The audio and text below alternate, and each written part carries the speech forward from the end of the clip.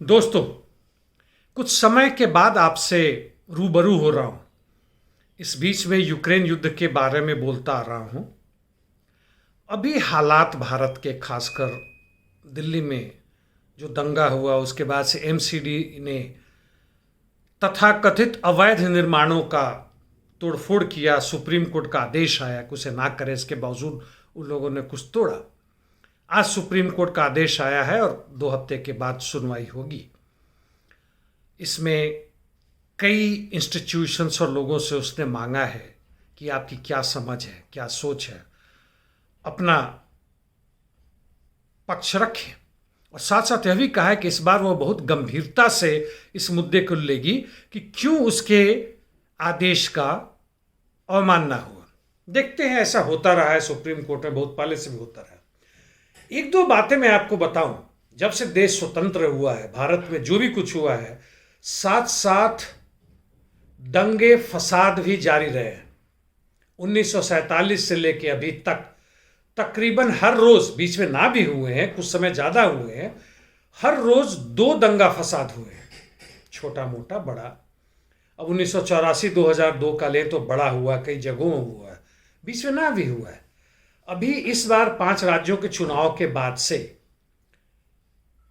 पूजा धर्म के नाम पे जो जुलूस निकले, उसके साथ साथ जो दंगे फसाद हुए, और दिल्ली में जहांगीरपुर में जो चला, जिसके बाद एमसीडी ने बड़ी ही अपनी कर्तव्य निष्ठा निभाई और अपने आकाओं के आदेश के साथ साथ वहां तोड़फोड़ करने की कोशिश की। इससे कई सवाल पैदा होते हैं। पहला सवाल तो यह है कि जो मध्यम वर्गीय है उसका क्या रोल है इसमें, जिसके आधार पर आम आदमी पार्टी भी बढ़ रहा है और इसकी सोच तकरीबन वही है जो आरएसएस की है, कोई खास भिन्न नहीं है। तीव्रता सघनता में भले ही थोड़ी सी भिन्नता हो, उसके प्रेजेंटेशन में भिन्नता हो, बट तकरीबन एक ही है। और कांग्रेस से लेके आज तक की जो आर्थिक समझ है, आर्थिक पॉलिसी, इकोनॉमिक पॉलिसीज है, वही है। नव उदारवाद की शुरुआत हुई 1990 से लेके जो आज तक चल रहा है, और उसका तकरीबन खात्मा भी हो रहा है। खात्मा इसलिए नहीं कि नव उदारवाद से वापस हम तथाकथित प्रजातांत्रिक रूप में जा रहे हैं, बल्कि उसका सड़ांध रूप नजर आ रहा है। जो आजकल के दंगे फसाद, सरकार द्वारा कई कानून लगा के विपक्षियों और एक्टिविस्ट को जेल में डालना, और हर तरह के यातना, प्रताड़ना, हर तरह की जो पब्लिक प्रॉपर्टी है उसको निजी हाथों में सौंपना, नौकरी को खत्म करना, श्रम कानूनों को ध्वस्त करना, पर्यावरण कानूनों को खत्म करना, जमीन से संबंधित कानूनों को बनाना। कुछ वापस हुए हैं, लेकिन तकरीबन वही है कि किसानों को मजदूरों में बदलना। छोटे मझोले जितने भी किसान हैं, खेती जारी रहेगी। ऐसा नहीं कि किसानों को खत्म करने का मतलब खेती खत्म हो जाएगा, आपको अनाज ना मिलेगा, बल्कि उत्पादन क्षमता बढ़ जाएगी, क्योंकि उसमें पूंजी के आने के बाद से आधुनिक तरीके से उत्पादन होगा। यह मध्यम वर्गीय जो चरित्र है, इसके लोग हैं, तथाकथित पढ़े लिखे शिक्षित लोग हैं, अपने आप को इंटेलेक्चुअल्स कहते हैं। ये कौन से लोग हैं? ये वैसे लोग हैं जैसे डॉक्टर्स, इंजीनियर्स, आईटी, एचआर वाले। ये अपने अपने क्षेत्र में बड़े ही स्किल्ड है। डॉक्टर आपके किडनी में भी कुछ गड़बड़ी होता है, वहां तक पहुंच के उसका ऑपरेशन करके इलाज कर सकता है। आईटी वाले भी बहुत सारे तरीके के ऐप बना रहे हैं, हो रहे हैं, उनको ठीक भी कर सकते हैं। वायरस से बनाते हैं, एंटीवायरस से बनाते हैं। वही हालत बाकी क्षेत्रों में है। काफी अच्छे खासे कमाते हैं जिनको नौकरी मिलती है, पायलट भी हो, थोड़ा फिजिकल काम भी है, वो भी है। और यह बिना पेंदे के लोटा है। इनकी जो जनरल समझ है वह 0 ही नहीं, माइनस में है। ये अपने मालिकों के जाके पैर चाटते हैं, इनके कोई शर्म नहीं आती, और नीचे वालों को ये मजदूर समझते हैं और उनसे घृणा करते हैं। और जब मजदूर वर्ग अपनी मांग करता है, आरक्षण का हो, नौकरी का हो, शिक्षा, स्वास्थ्य व्यवस्था हो, तो कहते नहीं नहीं, ये तो वामपंथियों की मांग है, वामपंथी ने भड़का रहे।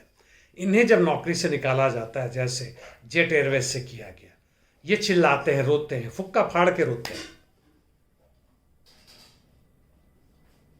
खैर, इस आंदोलन और उसके बाद उसको दबाने की कोशिश, आंदोलन इसलिए की, भारत की जनता मांग कर रही है, 40 करोड़ से अधिक जनता बेरोजगार है, 90 से 95% मजदूर असंगठित क्षेत्र में है, जहाँ छुट्टी के पैसे नहीं मिलते, बीमार होने पे या मर जाने पे उनके परिवार वालों के देखभाल की कोई सुविधा नहीं है।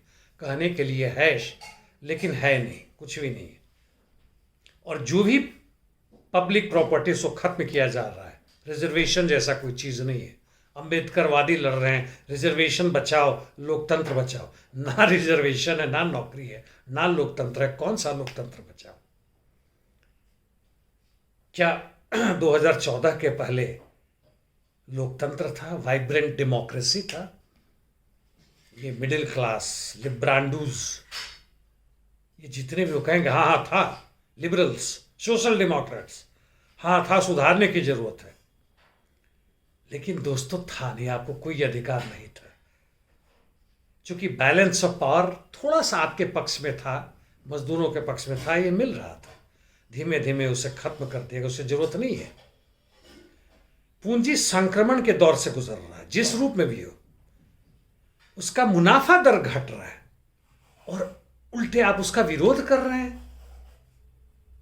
पूंजीपति वर्ग और उसके जितने राजनीतिक, आर्थिक, सामाजिक चाटुकार हैं, धार्मिक दलाल हैं, बड़े बड़े सांस्कृतिक दलाल हैं, वो बड़े जोर से कह रहे हैं कि भाई वो संकट का दौर है, मालिक के साथ आओ, तुम नौकरी मत मांगो, जैसे भी वो जियो। ये धर्म संसद चल रहा है, उसमें कहा जा रहा है कि भाई अब छोटे भी छोटे काम करने से मत शर्माओ, आप हमसे पैसे की उम्मीद मत रखो, कितनों को हम पैसा देंगे। क्या उनको समझ में आ रहा है? यदि सबको पैसा देने लगे 5 किलो अनाज के साथ 5,000 रुपया, फिर आंदोलन खत्म हो जाएगा। दोस्त, आप जिस वाद की भी बात करें, पूंजीवाद, समाजवाद, जो भी हो, जब सबको खाने पीने का अधिकार होगा, रोजगार हो ना हो, सबको दवा दारू मिल जाए, दारू मतलब शराब नहीं, जो भी हो, शिक्षा की व्यवस्था जैसे भी करें, आप गुरुकुल कांगड़ी में करें या मदरसा में करें, जहां भी करें वो करें, लेकिन सबको, समाज बड़ा शांतिपूर्वक तरीके से हो जाएगा। लेकिन तब यह जो बड़े लोग हैं, उनका मुनाफा दर कहां जाएगा? सोचा आपने? ऐसे ही शून्य की तरफ जा रहा है। इसलिए ये जो दंगा फसाद है, रेसिज्म है, रंग भेद जो अमेरिका और यूरोप के कई देशों में, उसको दबाने के लिए जरूरत है कि या तो गृह युद्ध हो, अंदर में जनता का आपस में लड़ाई हो, दूसरे देशों में, यूक्रेन में हो रहा है, चल रहा है, यमन में हो रहा है, इजराइल द्वारा भी चल रहा है, फिलिस्तीन और सीरिया के खिलाफ, अरब के देशों के अलावा अफ्रीका के कई देशों में चल रहा है, सूडान में, इथियोपिया में। आप लैटिन अमेरिका की पढ़ लें, मैं उसके बारे में नहीं बात करूंगा, वहां भी चल रहा है। इन सब का कोई उपाय है कि नहीं? आपके नजर में दिन नहीं है कि भाई समाजवाद तो खत्म हो गया, पूंजीवाद बड़ा सफल है। भाई बात छोड़ो, हमें नौकरी दो, हमें शिक्षा दो, एक वैज्ञानिक शिक्षा दो, इलाज का उपाय करो ताकि हम जी सकेंगे इंसान की तरह। हमें छुट्टी दो, यदि देने में असमर्थ हो तो हट जाओ। और वही हम हटाने की कोशिश कर रहे हैं कि हम अपनी पृथ्वी, अपनी संपदा, हमने जो बनाया हम अपने हाथों में ले लें, हम आपस में बांट लेंगे, आप चिंता मत करें। आप रूस का उदाहरण भूल जाएं, सोवियत के उदाहरण भूल जाएं। भारत में 4वीं-5वीं शताब्दी में वैशाली जिले में प्रजातंत्र हुआ करता था, गणतंत्र बना था।